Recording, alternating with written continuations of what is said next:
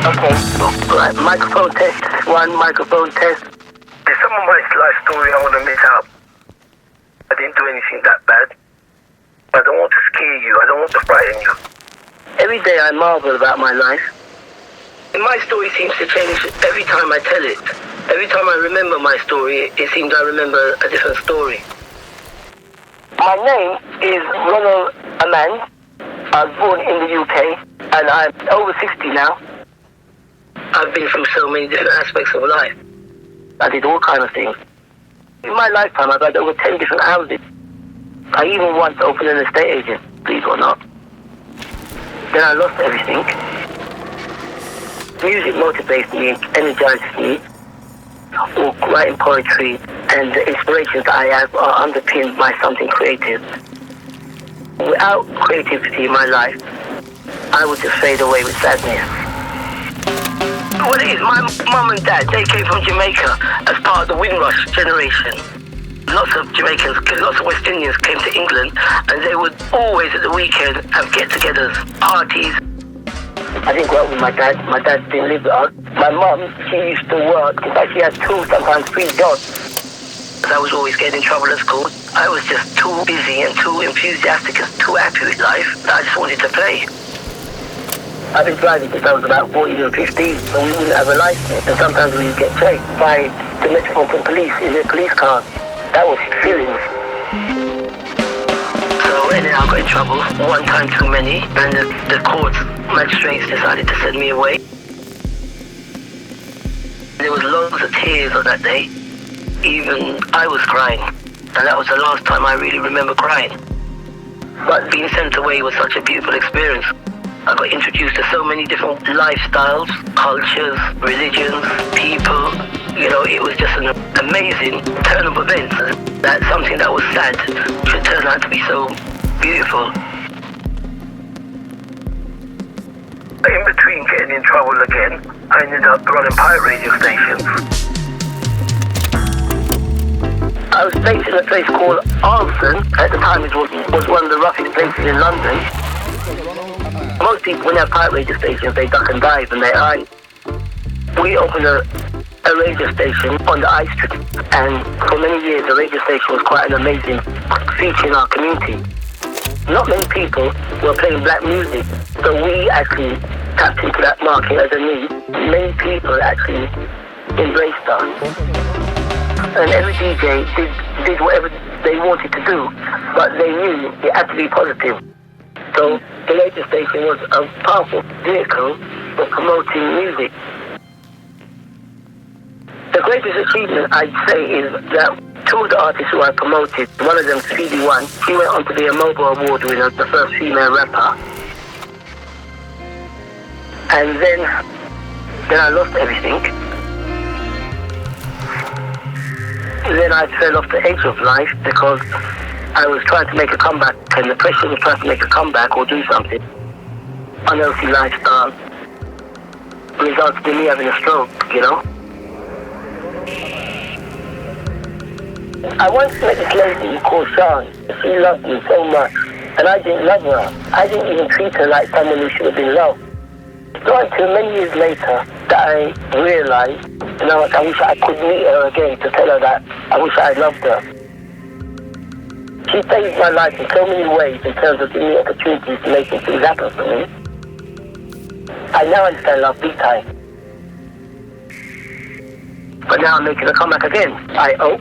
I now try to make the best of every day I have with life, and I try to remind myself not to worry, not to stress.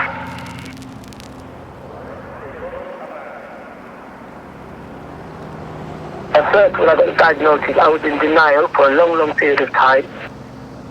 My only understanding of dementia was someone who was kind of much older than myself and mentally incapable and physically fragile. I thought, wait a minute, that's it. You're finished. You are now going to be relegated to just sitting in the corner, fading away.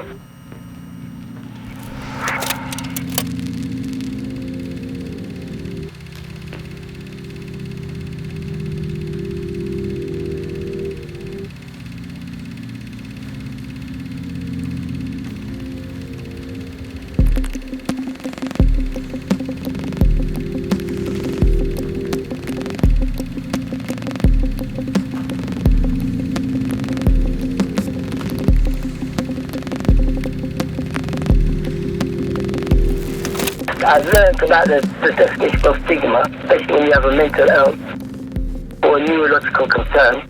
In general, society has an issue with people who have disabilities, which I think there's a lot of learning to be done in society as a whole.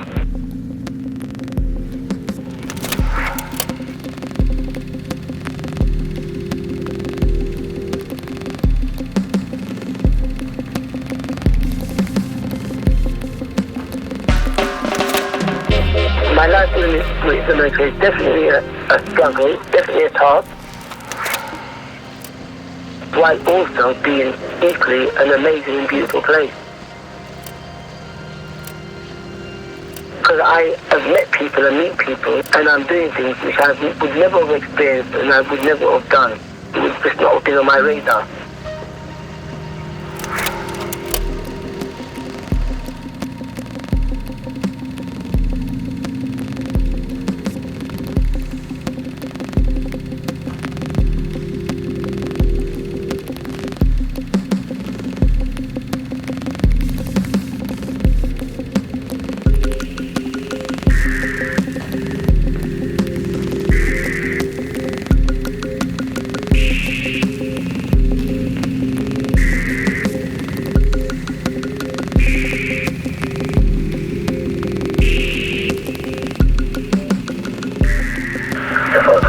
Project enabled me to actually be expressive of me.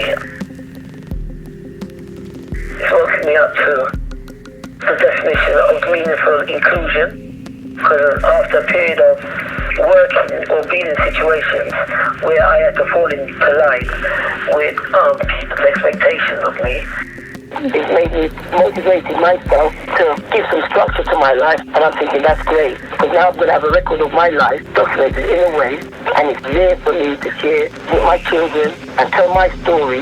It's enabling me to pull my life together, not just in words, but physically, image-wise. It can be seen, it can be appreciated beyond just words, and that to me is part of my comeback. The diagnosis might be an ignition for people to embrace another phase of life. I just did not notice the world the way I notice it now.